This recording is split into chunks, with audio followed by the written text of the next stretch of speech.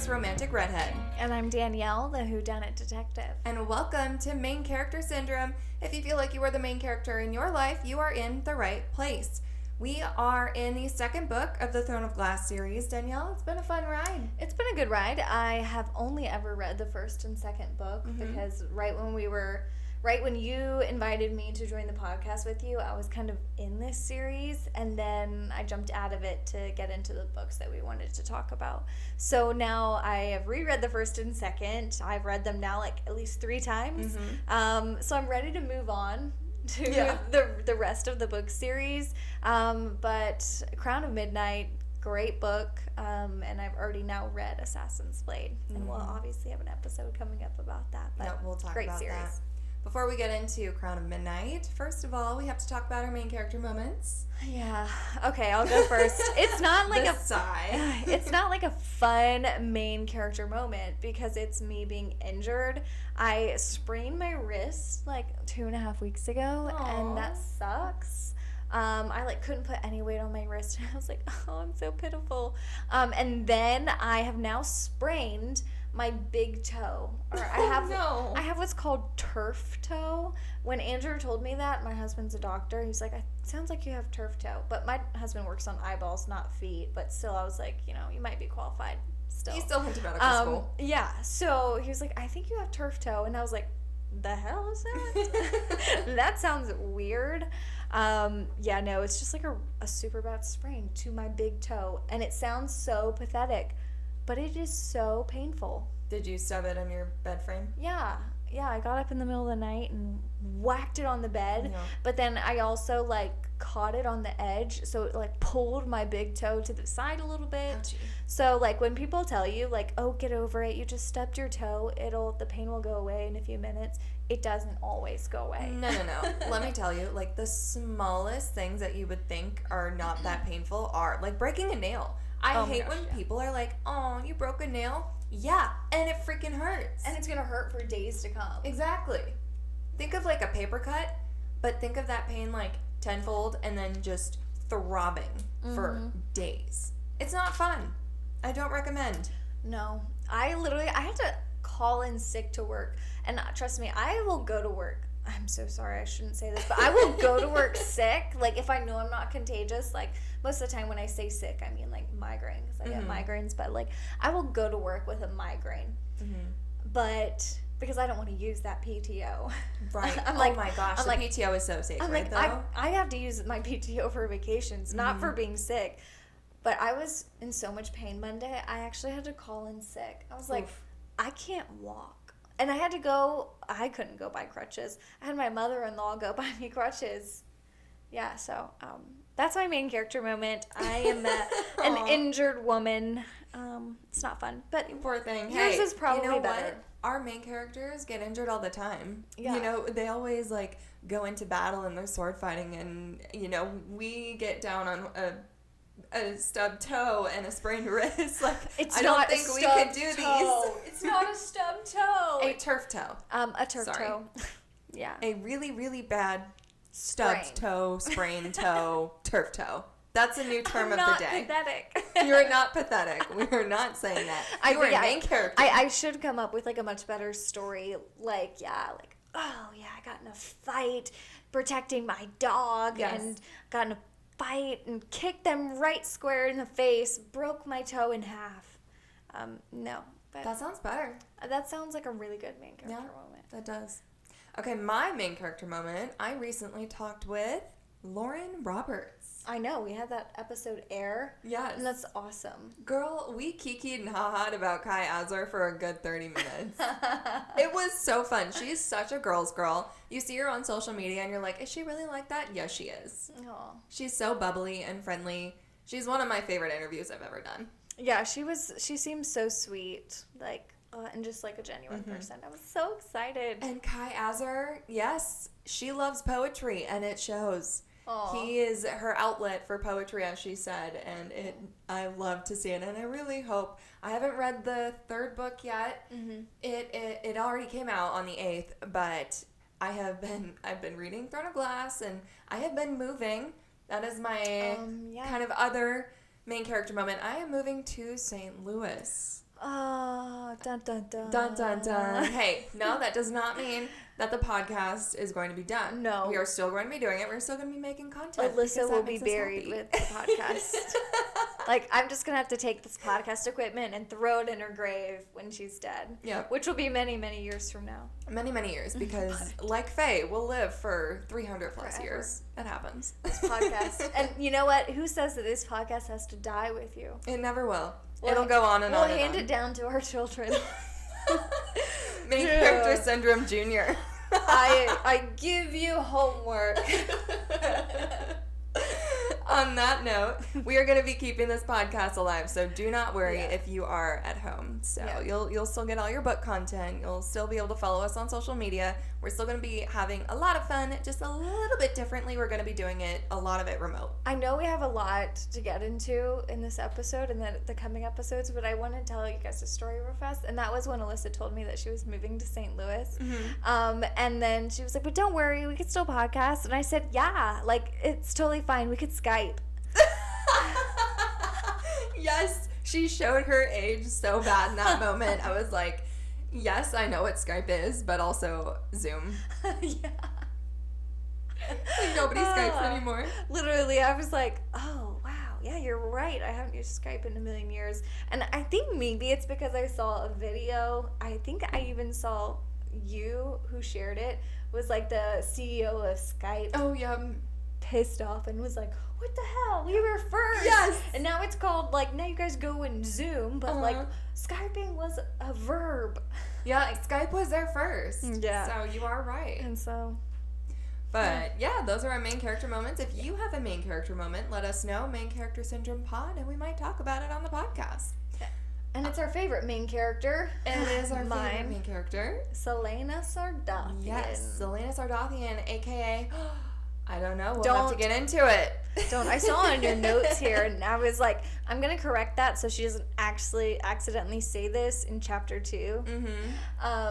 But yeah, so a lot to get into today. Just kind of a reminder, we already did episodes on book 1, Throne of Glass. So if you haven't read Crown of Midnight or Throne of Glass, don't listen to this episode yet. Go read those, and go back through our follow through. Or, you know, actually, if you haven't even read Throne of Glass, we gave you a full rundown. Yeah, we give you a chapter by chapter synopsis, so go listen to that podcast. If for some reason you want to start on Crown of Midnight, okay, just go and read or go and listen to our other episodes first. But tell them what happened in Throne of Glass. Throne of Glass. Quick recap. Little quick recap. Obviously, we have Selena Sardathian, Otterlin's assassin. She is the King's Champion. She competes in these trials to become King's Champion, which she does win at the end of the book. She befriends an Eelway princess named Nehemia, and Dorian the prince, and Kael, the captain of the guard. And there's a little romance between her and Dorian, and then it doesn't work out because then she ends up being King's Champion, and she's like, well, I work for your dad, so this isn't going to work. And then she kind of gets a little buddy-buddy with Kael, and that is basically what this book is about. Yeah, this is their romance between Selena, Kael, and then what the hell is the king doing? And the king's sus. That's all we can say. He's sus. He has this black ring that's like obsidian, and obsidian is said many, many times, and it's basically coined as like a dark term in this series. Yeah. So today we're going to do Crown of Midnight. Episode 1 is chapter 1 through 19. And we'll begin with chapter 1, Danielle. Yeah, so chapter 1 kind of begins in an interesting way. The first introductory chapter to the book is kind of interesting. It's Selena sneaking into this house, and she lifts her sword over a man's head while he's sleeping with his wife. We learn that it's the house of Lord Noral, and she doesn't know exactly why she was sent to kill him, because reminder, she's the King's Champion, and she has to go kill whoever he says. But she knows that she must obey him for her freedom in 4 years. Right. And mind you, she is the assassin of this kingdom. So she's been surveying this house for 3 days. She's efficient. She killed both the Lord and his wife, and she has to brace herself in this moment. You know, we say she's an assassin, but she's also human. So she has to brace herself. Her breath is shuddering. and it clearly bothers her, but this is the price for her freedom. Yeah. And when she was just like an assassin, Otterlin's assassin, you know, she says that she got to choose who she killed, and she got to pick what job she wanted, and now it's like, you're going to do this. Yeah. And so she doesn't know who these people are, why she has to kill them, and then she just has like kind of the ick, and it's like, are they really bad? Yeah. Probably not. Right. So they just pissed off the wrong person, as the saying goes. All right, chapter 2 is kind of a doozy. There's a lot of information in this one. So Celaena is walking the halls of the palace with this big sack after she just killed the Lord and his wife. She's on her way to see the king. Dorian and Chaol are both there. Poor Dorian staring longingly at Celaena, who is also looking at the captain. And the sack has the Lord's head in it, and she tosses it at the king. Mind you, an act like that would be grounds for beheading in a kingdom like that, especially with a king. But he just like kind of was like nonchalant, like brushes it off. Dorian and Chaol are repulsed. The head is barely recognizable, and she says the Lord put up a fight. She then pulls out a hand with a seal ring and gives it to the king. Dorian seems to judge her. Chaol is emotionless, like a good soldier. We learn there is a growing rebel movement in the capital with the goal to dethrone the king and stop his plans. What are those plans? We don't know. Her next assignment is to find and get rid of them. She will only get one name at a time. Archer Finn is on the list of potential traitors, and Celaena knows him from the keep. Celaena had a little crush on him, it seems. Then later, Dorian's point of view, Dorian is silently judging Celaena for killing the man and his wife. He sees Duke Parrington with the king. He doesn't think Celaena looked like herself. He's wondering if she manipulated him into loving her, because she's kind of like ditched him at this point, and he's very sad, Panda. Now we're back to Celaena's point of view. She's walking down the secret tunnel towards a sewer. Chaol is with her. He knows that she put on a face when she has to be the king's champion, and Celaena throws the head into the sewer. Which is an interesting part, because there's a lot going on in this chapter. So we flash back to her first mission. It was a week before Chaol could look her in the eye. Chaol asks when will she start her next mission with Archer, and she says the next day. Chaol then asks for a debrief with the latest mission, and Celaena is exhausted and snaps at Chaol. Chaol then admits that when she leaves, he's worried, and they hug. It's very romantic, and Celaena doesn't want it to stop. So definitely a lot of romance between her and Chaol. It's kind of like amped up since the last book. Chaol then... Celaena finally relaxes with Fleetfoot after the debrief, and we find that Celaena lied about her mission. There was a big fight, and it was messy. Celaena is looking at the eye of Elena and how it was, quote, warm and seemed to have a life of its own. Celaena has a secret. She actually didn't kill the first mission because she found her target was kind. She's been giving her targets a choice to flee or die. They chose to escape. Celaena then creates murder scenes and takes their seal rings as proof of death. This is like, she's a genius. And it's like, she's an assassin, but she chooses not to kill here. She took bodies from the sick house and made the heads unrecognizable to give to the king. Celaena then notes that there are other continents. Wenlin is across the sea that has held out against the king's attack so far. Interesting that she says Wenlin. There's a lot of information with this one. What plans does the king have that rebels are trying to stop? How will Celaena save Archer? And Celaena is playing a dangerous game. Yeah, dangerous game, kind of disobeying the king, trying to keep it a secret. So chapter 3 is Celaena. She's having this nightmare of Cain and the Ritterach, so she's still haunted by this. And in this nightmare, she says that Cain speaks her real name, which we still don't know. Celaena tells Nehemia that the king has ordered her to kill Archer, and she recalls the king saying that he would kill Nehemia and Chaol if she steps out of line. So not only is she risking her own life by disobeying the king, she's risking both of theirs. And it's noted here that we're talking about Calacola and Endovier. Both are slave camps, but Calacola, which is not the one that Celaena was at, is described as being even worse than Endovier. And that's where the Eelway rebels are sent. And once again, Nehemia is like the Eelway princess, so her people keep getting sent to this slave camp, and she seems even more helpless now since the rebels were slaughtered, which we recall from the last book. I remember like 500 of them were slaughtered. Yeah. Which was rough for Nehemia. All right, chapter 4. We are in Chaol's point of view. Celaena and Chaol are out for a run. Celaena has like much better stamina than she did in the last book. Remember, she was malnourished. She didn't eat properly when she came out of Endovir. She had no muscle mass. Now that she's been training with Chaol, she's basically gotten stronger and more She's endurance. joking like that she's better than him. Yeah, Like she oh probably yeah, is. like I was gone for a long time, and like look, I can come back and still beat your butt. Like, were you even running? But also, like, what's your excuse? Yeah. I'm stronger than you know. Kane's death still haunts Chaol. Remember, Chaol, like, put his sword in the corner of his room and, like, wouldn't touch it since he basically killed Kane to save Celaena. Celaena says it was justified, and she says she'll never forget when he saved her. Chaol fights his feelings for her for Dorian's sake, and this is all in, like, his inner monologue. We meet Roland Havliard, Dorian's cousin. Chaol punched him in the face before and does not like him. He is newly appointed to the King's Council. Now we're in Dorian's point of view. Dorian talks with Roland about Celaena being the King's champion, and then he kind of thinks Roland is harmless. Question mark? I don't know.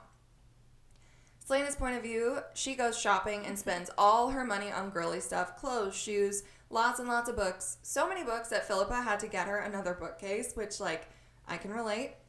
Dorian is then in her room when she comes in with her bags. They kind of make up. Dorian then says that she wanted to be friends, so be his friend, and asks to spend time with her, but she's feeling this gap widen between them and says it's for the best, and then ultimately tells Dorian to leave her alone, and he leaves, sad panda again. This is where I'm a little frustrated with Celaena because, like, she still obviously feels for Dorian, even as a friend, and the thought of him with other women, like, makes her want to shatter a window. Yeah. So treating someone like you feel so dearly for kind of like crap is not the way to go. No, yeah, and like her being like, just like leave me alone. Like you're the one who said you wanted to be friends with him, so Right. like you're in the wrong here, kind of. Like if you didn't want to be friends with him, you shouldn't have said that. Yeah, like, he's like, what do you want? I want you to leave me alone. Well, that's not nice. then that's not what you said to him in the last book. No. So yeah, that was really especially when your lips are all over him. Like, this poor boy is getting whiplash Yeah. Oh, and ghosted. I know. Poor Dorian. A cinnamon roll. Like, put him out of his misery. I know. Chapter 5, Celaena is a stalker, and she's stalking Archer. Later, we're kind of jumping around to different scenes in this chapter. Later, she's hanging out in Chaol's room. So she did minimal stalking of Archer. She got about 30 days, I believe, from the king to kind of kill him. So she's like, he's heavily guarded. I need time. He's not heavily guarded. No, she knows him. That's why. She just was like, I need to figure out how I'm not going to kill him and get him out of here because he's popular. So she's stalking him just a little bit. Later, hanging out in Chaol's room with him. And then they continue this flirtation. And then ends up asking Chaol randomly about the crime lord Rourke Farron.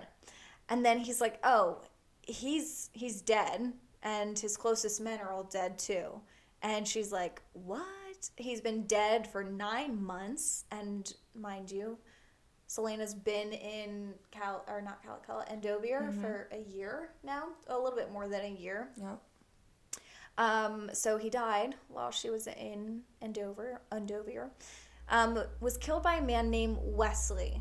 We haven't been introduced to Wesley yet. But he's Arobyn's personal guard.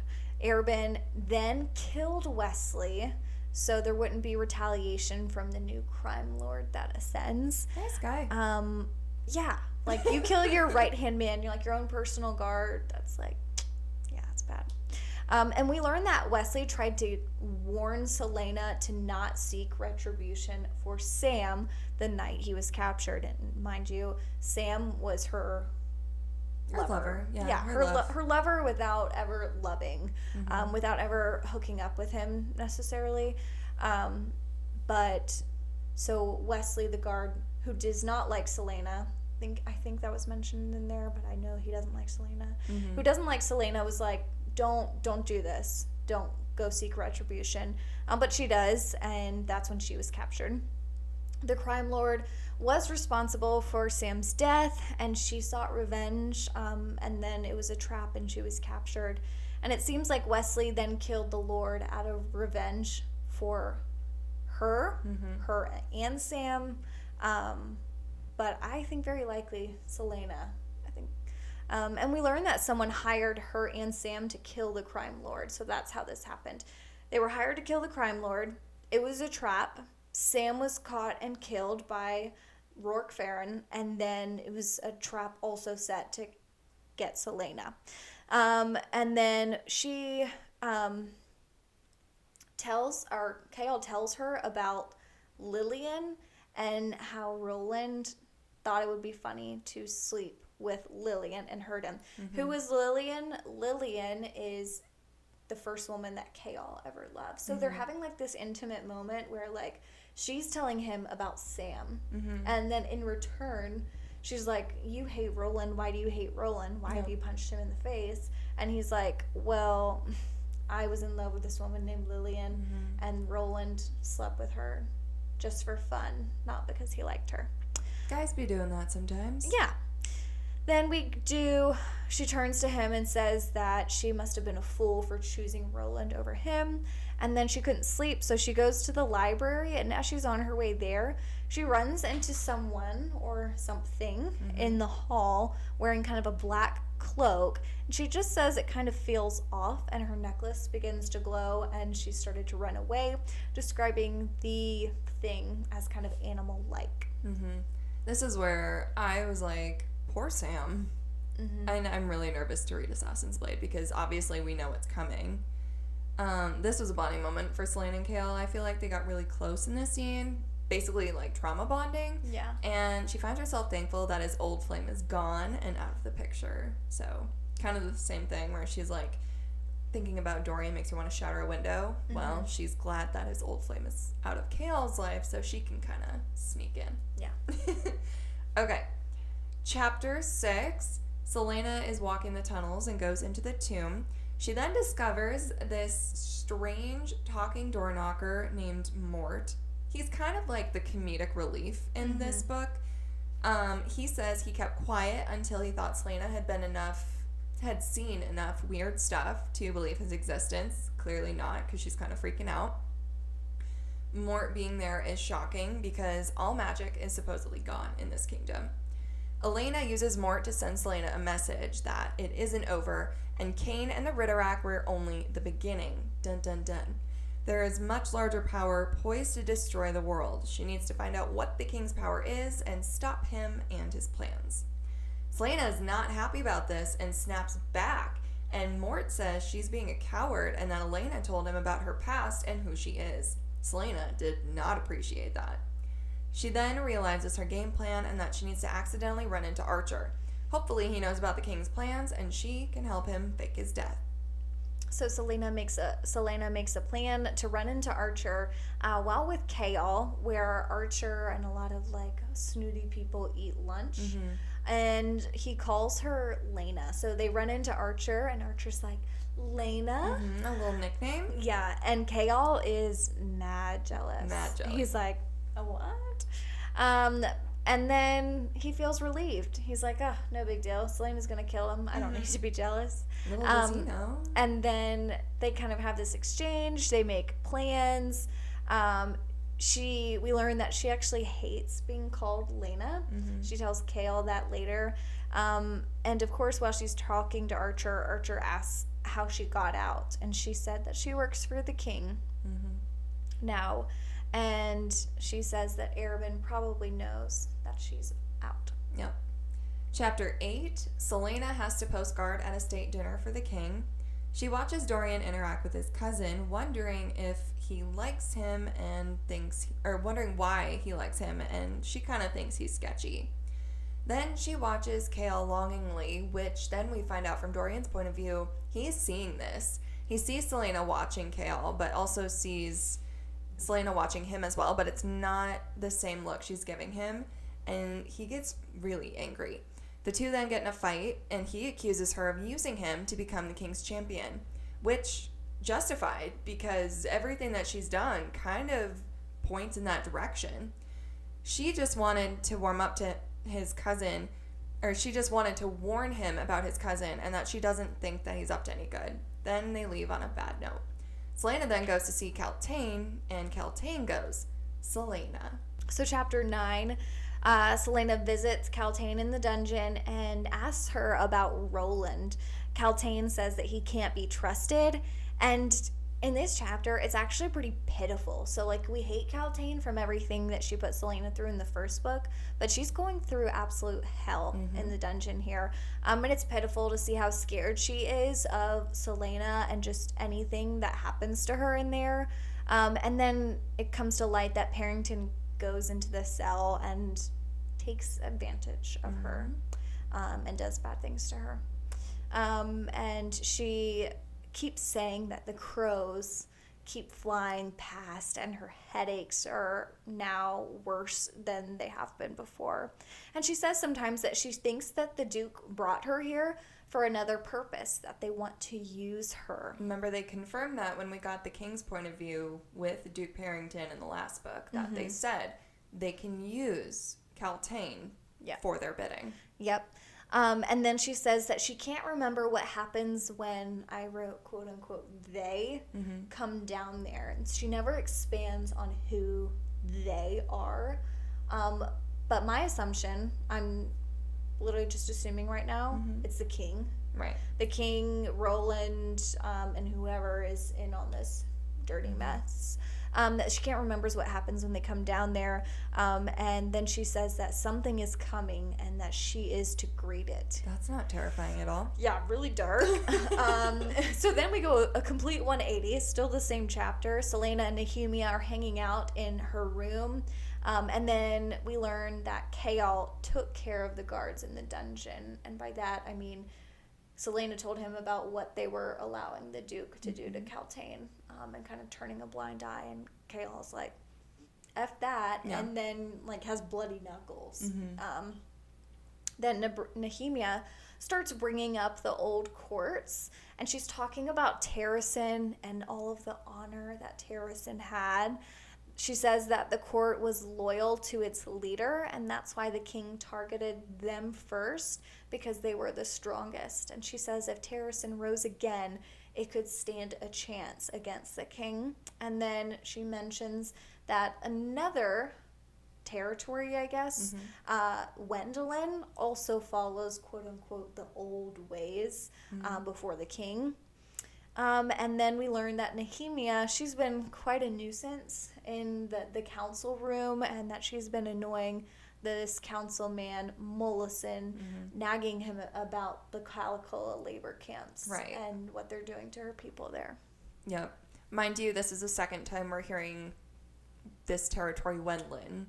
First we heard it from Celaena, now we're hearing it from Nehemia. Chapter 10, Dorian is in the kennels. He's trying to avoid a dinner to welcome his brother Hullen home, whom his mother pulled out of school. Remember, Hullen is kind of this cruel little kid. He hates animals, so Dorian doesn't think that he'll look for him there. Chaol is there, and they talk about Hullen, who probably hasn't changed, and how his parents probably want him home now that they know there's a rebellion brewing. Celaena and Archer are then brought up, and Chaol is bitter because he's like, well, Celaena's having dinner with Archer right now. Dorian then insinuates that Chaol is worried about Archer stealing her away from him. Dorian is bitter about their relationship because they are being so obvious about their feelings for each other, but then he doesn't say it out loud.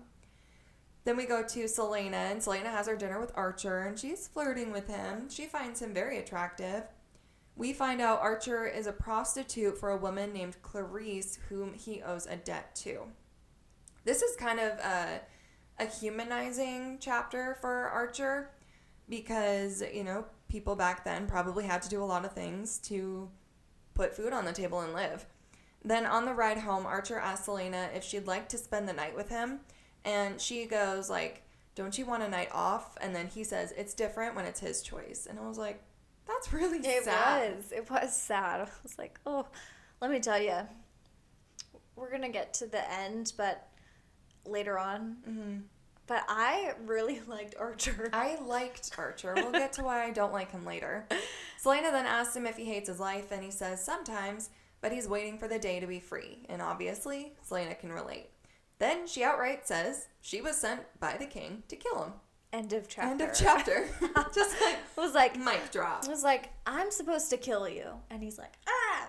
So then chapter 11, she's like, I'm supposed to kill you. And he jumps to like the opposite side of the carriage, panicking. Mm-hmm. And she tells him that the king thinks that he's in some type of rebel movement.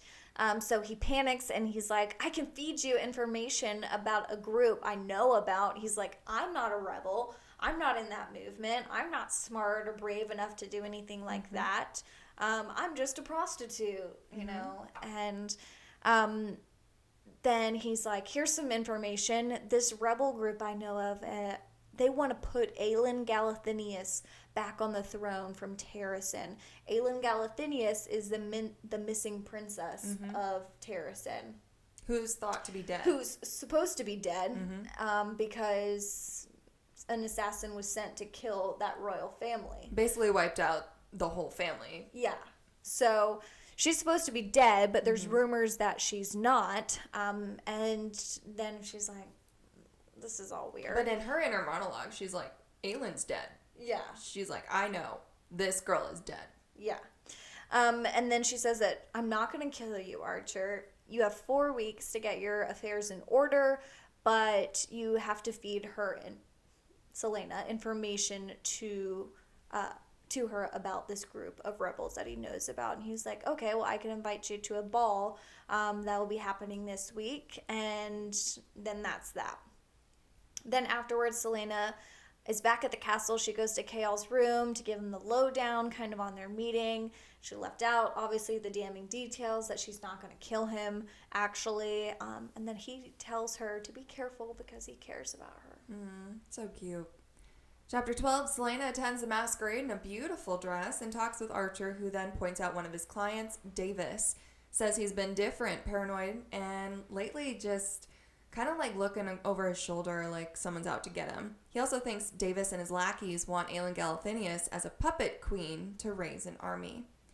Selena, with Archer's help, then gets into Davis's office and gets to snoop around. She finds this book of word marks on the back, and on the back cover it reads, "It is only with the eye that one can see rightly." Davis catches her, knowing she's lying when she says the housekeeper let her in because he says nobody has access to the office, so he's like, okay, now you have to die. Davis then slices her arm, which is poisoned with Gloriella, which is a paralyzing poison. Selena kills him by basically slitting his throat and then flees to the glass castle, barely conscious. Yeah, she's like in the process of becoming paralyzed, climbs off like the second story of this house, and it's like, whoa. Anyways, she's like almost dead, basically.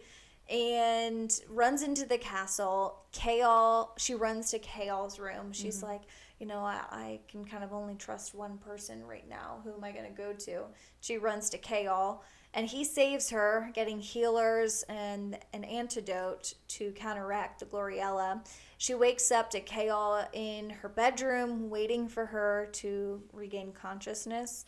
And he knows what happened at the party. And it's kind of an intimate chapter showing off their feelings for each other without speaking it. Like, the only person I trust is Chaol.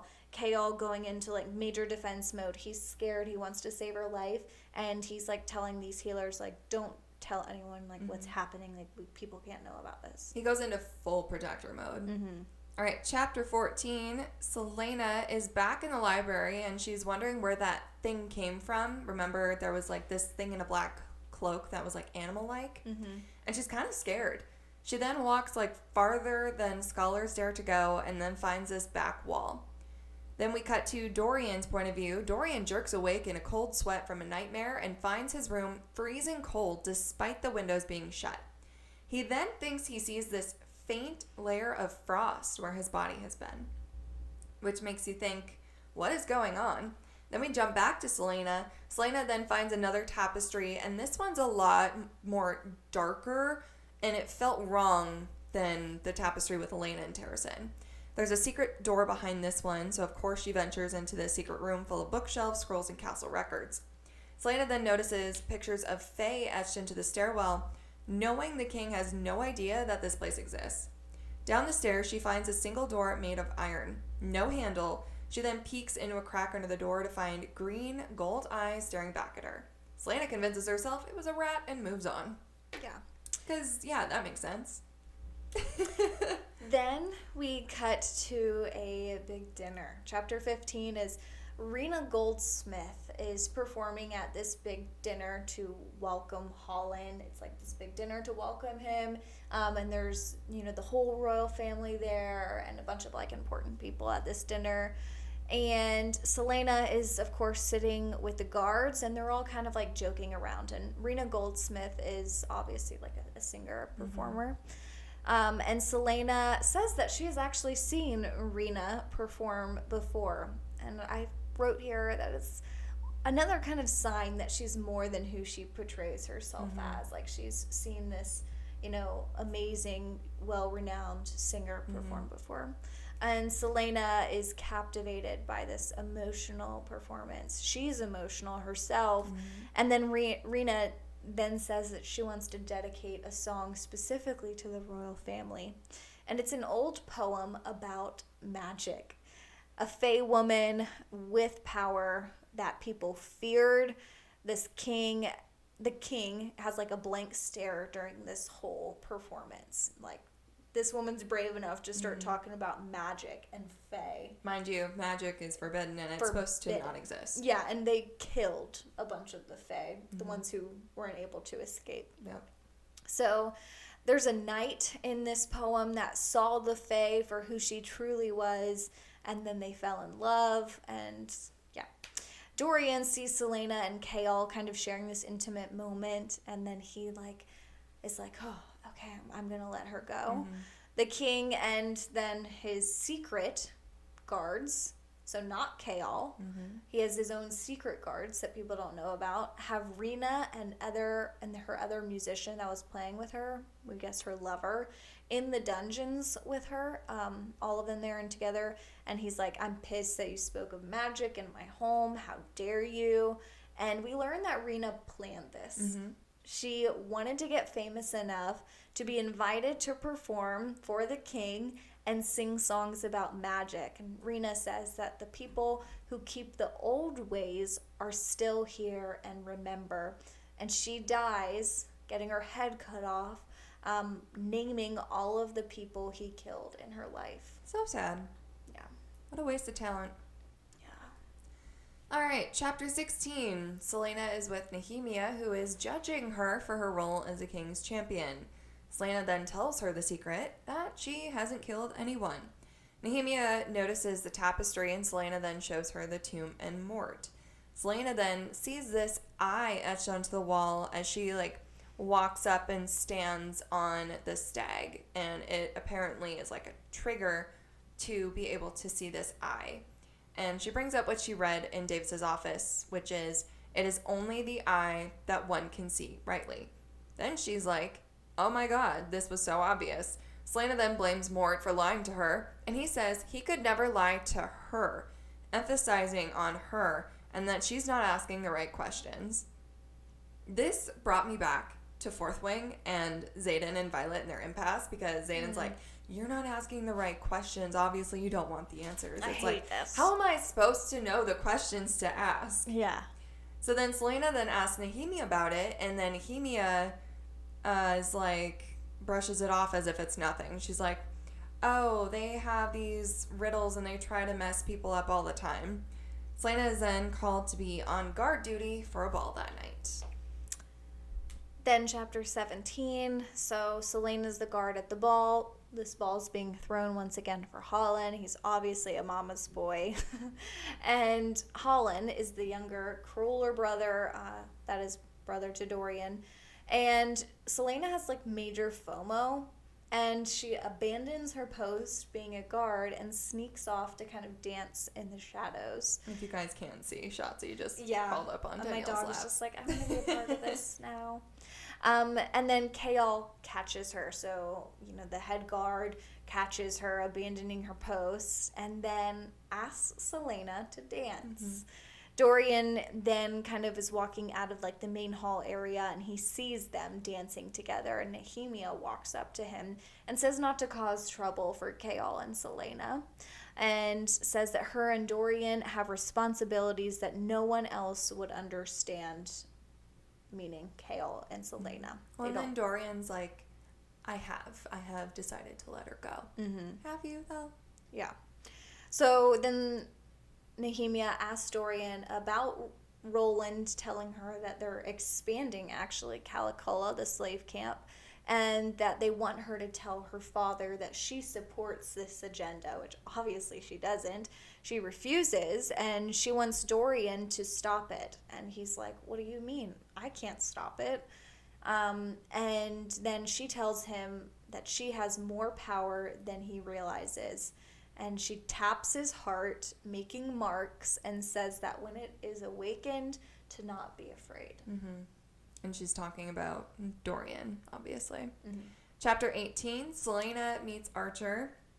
Archer obviously is like, I need more time, and he wants 5 more weeks to get her the information that she wants.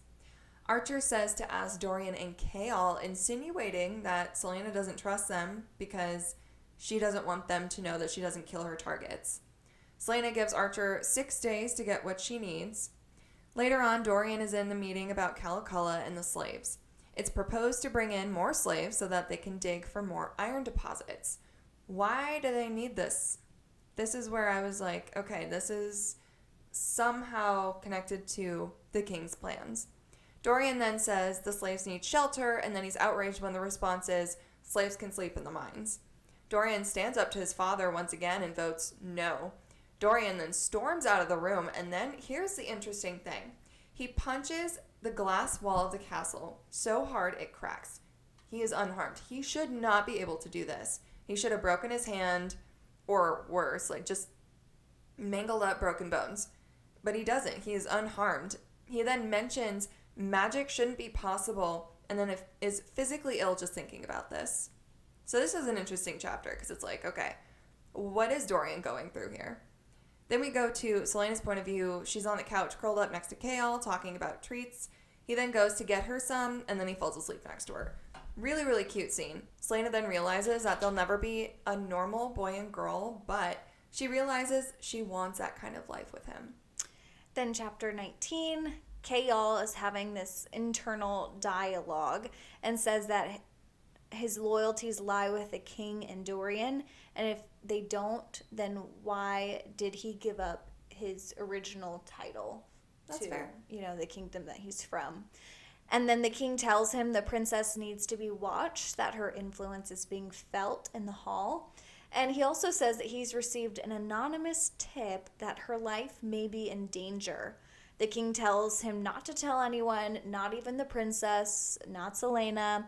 And then we jump to Dorian. And Dorian is really distressed about the magic now that he has shown. And he says that magic's been dormant in his bloodline for generations. Now, Roland comes in, then acting like an ally to Dorian. Roland doesn't know about the magic, but he's like, hey, man, he says, I stopped the vote on the camp after you left, and I only worked with Mollison on this plan because Duke Parrington told me to. And so he's trying to act all buddy-buddy with Dorian to get on his good side. Very sus. Then a carnival's coming to town, which is a gift for Holland again, and Selena sees this fortune teller, Baba Yellowlegs, from the Iron Tooth clan there.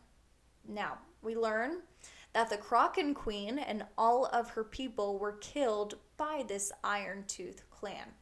And so this is kind of obviously going to be another storyline that has to be addressed in another book. This is kind of just the opening details to this Iron Clan, their dispute with the Krakens. And it will. There's many books. Yeah. So then the last queen of the Krakens casted a spell on the Iron Teeth clan, saying that as long as the Iron Teeth flag flew, no soil would give them life, and that makes them nomads. So Baba Yellowlegs, Iron Teeth clan, nomad, obviously, goes around with a carnival. So Selena is terrified of Baba Yellowlegs. She calls her a witch, and Baba says that she was the last born witch of the Witch Kingdom. And Selena had heard stories in her past of these witches eating children. And her amulet starts to feel warm. Baba and Chaol have a squabble, and Baba says to them all, "Hide from fate all you want, but it shall soon find you." I'm not sure who she's referencing. So she kind of just said that aloud. Is she talking to Chaol? Is she talking to Dorian? Is she talking to Selena? Could be talking really to all of them. And then Dorian takes them to the stalls, and he gifts Chaol with a stallion for his birthday.